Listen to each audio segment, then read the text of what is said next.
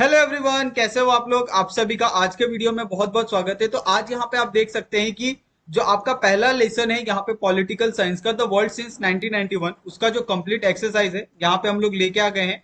और अगर आप इसके अंदर देखोगे कि जो सबसे पहला वाला यहाँ पे जो आपको क्वेश्चन दिया है, ओके, तो ये क्वेश्चन आपको दिया है यहाँ पे choose the correct alternative and complete the following statement. यहाँ पे आपको चार ऑप्शन दिए हैं, चार ऑप्शन में से आपको कोई भी एक ऑप्शन है वो करेक्ट आपको बताना है। जैसे यहाँ पे आप पहला क्वेश्चन देख सकते हैं। यहाँ पे the main aim of the was the establish dialogue in the South Asia was a SAARC, okay.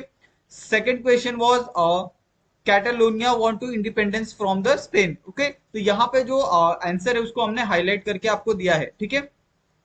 उसके बाद अगर आप नेक्स्ट क्वेश्चन देखते हो जिसमें आपको पूछा है state the appropriate concept for the given statement, यानी आपको क्या करना है, जो भी आपको स्टेटमेंट दिया है उसका एक अप्रोप्रिएट जो कॉन्सेप्ट है, आंसर है, वो आपको यहाँ पे देना है कि what is the state influence other state without the use of military force, okay. तो यहाँ पे ये क्या करते हैं, सॉफ्ट पावर का इस्तेमाल करते हैं, यानी डिप्लोमेटिक इन्फ्लुएंस, इकोनॉमिक, कल्चरल, ये सारी चीजों के ऊपर उनका जो मेन फोकस होता है वो होता है, ओके। उसके बाद यहाँ पे अगर आप सेकंड क्वेश्चन देखते हो कि a state with the leading position in international politics with the abilities to influence the global politics and fulfil its own interest, okay. तो इसको हम लोग ग्रेट पावर से कहते हैं। Great power, as a great power अगर कोई country है जो इंटरनेशनल पॉलिटिक्स को फुलफिल कर सकता है, लीड कर सकता है, ओके, और जो भी उसकी नीड है उसको आसानी से वो फुलफिल कर सकता है, ओके। उसके बाद अगर आप सेकंड क्वेश्चन देखते हो कि कंप्लीट द कॉन्सेप्ट मैप, आपको यहाँ पे और ये जो पहला वाला कॉन्सेप्ट दिया है और यहाँ पे आपको सेकंड वाला कॉन्सेप्ट मैप दिया है, जिसमें आपको विस्टेक्स कंट्रीज के नाम पूछे हैं, जिसमें आपका बांग्लादेश है, भूटान है, इंडिया है, नेपाल है, श्रीलंका, म्यांमार, थाईलैंड, ओके। और सेकंड वाले में देखोगे तो संघाई कोऑपरेशन ऑर्गेनाइजेशन फाउंडेशन, जैसे चाइना हो गया, रशिया हो गया, कजाकिस्तान, ताजिकिस्तान, उज्बेकिस्तान, फिर किर्गिस्तान, तो ये सारे जो कंट्रीज है यहाँ पे आते हैं, ठीक है। तो इस तरीके से जो आपको आंसर है वो आपको लिखना है, ठीक है।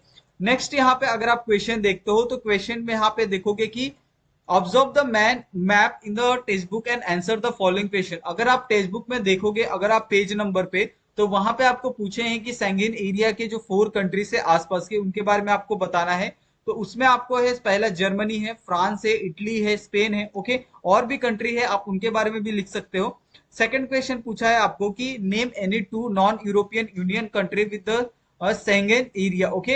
यहाँ पे ऐसे जो नॉन यूनियन कंट्री है, नॉन यूरोपियन कंट्री, उनके बारे में आपको लिखना है, ठीक है। उसके बाद यहाँ पे अगर आप थर्ड वाला क्वेश्चन देखते हो जिसमें आपको पूछा है कि state whether the following statement are true और फॉल्स, ओके, विथ रीजन। यहाँ पे आपको क्या है, सिंपली और जो स्टेटमेंट है वो तो दे दिया है और आपको बताना है कि ये स्टेटमेंट ट्रू है या फॉल्स है। अगर ट्रू है तो क्यों ट्रू है, और फॉल्स है तो क्यों फॉल्स है, इसके बारे में आपको एक्सप्लेनेशन देनी है। तो यहाँ पे अगर आप चेक करो तो यहाँ पे जो सबसे पहला क्वेश्चन है जिसमें आपको पूछा है कि SAARC is the important for the trade in South area, तो साउथ एशिया, इसके बारे में आपको बताना है, ओके। उसके बाद Maastricht treaty was the sign for the defence of Europe, ये आपका सेकंड क्वेश्चन है। थर्ड क्वेश्चन है the decade of 1980 is seen as the golden age of humanitarian intervention, okay. तो इसके बारे में आपको बताना है। तो ये तीन जो आपको यहाँ पे सेंटेंस दिए हैं, ये तीनों सेंटेंस के बारे में आपको सही और गलत है ये आपको बताना है विद द रीजन, ओके।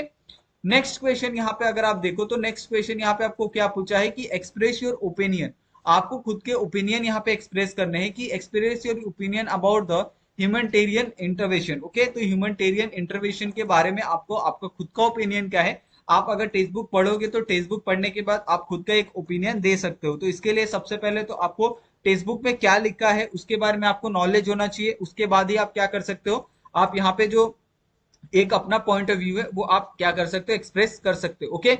उसी तरीके से यहाँ पे अगर आप सेकंड क्वेश्चन देखो जिसमें आपको पूछा है कि in regionalism important in the international politics, क्या ये जो रिलीजन है वो क्या बोलते हैं, रीजनलिज्म है, क्या ये इंपॉर्टेंट है इंटरनेशनल पॉलिटिक्स के लिए। तो यहाँ पे आपको बताना है जैसे सिक्योरिटी कॉपरेशन के लिए, पॉलिटिकल डायलॉग्स इन डिप्लोमेसी के लिए, कल्चरल एंड सोशल एक्सचेंज के लिए, तो ये सारी चीजों के लिए क्या इंटरनेशनल पॉलिटिक्स इंपॉर्टेंट है, इसके बारे में आपको बहुत ही कंप्लीट तरीके से जो पूरा आंसर है आपको यहाँ पे प्रोवाइड करना है, ओके।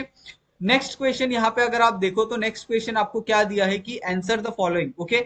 यानी ऐसे सब जो क्वेश्चन होते हैं आपको 4 या 5 मार्क्स के लिए आ सकते हैं, क्योंकि ये क्या है, आंसर जो बड़े हैं, ओके। तो इसमें सबसे पहला आप देखो तो सॉफ्ट पावर के ऊपर आपको एक्सप्लेनेशन पूछा है विद एग्जाम्पल। तो सॉफ्ट पावर वही होता है जिसमें हम कंट्री के हेरिटेज के बारे में बात करते हैं, वहाँ के एजुकेशन के बारे में बात करते हैं, लिटरेचर के बारे में बात करते हैं, वहां पे किस तरीके से सारी चीजें हैं उसके बारे में बात करते हैं, ओके। तो इसी को हम लोग सॉफ्ट पावर के रूप में देखते हैं, जैसे वहां पे फॉरेन डिप्लोमेसी किस तरीके से है, उसके बाद आइडियोलॉजी अल्टरनेटिव, उसके बाद अट्रैक्टिवनेस किस तरीके से है, एजुकेशन और एकेडमिक एक्सचेंज किस तरीके से है, ओके। टेक्नोलॉजी का आप आज के टाइम पे देखते हो कि बहुत ज्यादा इस्तेमाल होता है, तो ये भी एक पावर है। जो इस कंट्री के पास बहुत अच्छी टेक्नोलॉजी है वो बेस्ट है कंट्री, ओके। नेक्स्ट यहाँ पे क्वेश्चन अगर आप देखोगे तो सिक्स्थ वाला क्वेश्चन आपको पूछा है कि answer the following question in detail with the help of given point, discuss the European union with the help of given point, okay. तो यहाँ पे सिंपली आपको जो यूरोपियन यूनियन है उनका हिस्ट्री आपको बताना है। यहाँ पे आप देख सकते हैं कि पूरा आपको कंप्लीट जो हिस्ट्री है वो आपको यहाँ पे दिया है, ओके।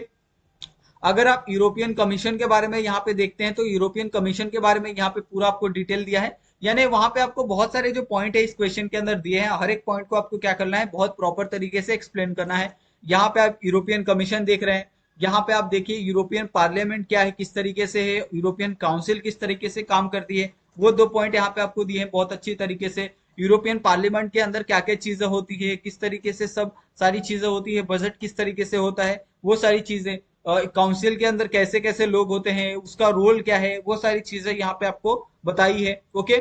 उसके बाद यहाँ पे यूरोपियन कोर्ट ऑफ जस्टिस, वहाँ का जो कोर्ट है, लॉ है, ऑर्डर है, वो किस तरीके से काम करता है उसके बारे में यहाँ पे बात करनी है, ओके। वहाँ के जो जज होते हैं वो किस तरीके से होते हैं, वो सारी चीजें यहाँ पे, एडवोकेट किस तरीके से होते हैं, वो सारी चीजें यहाँ पे आपको आंसर में लिखनी है, ओके।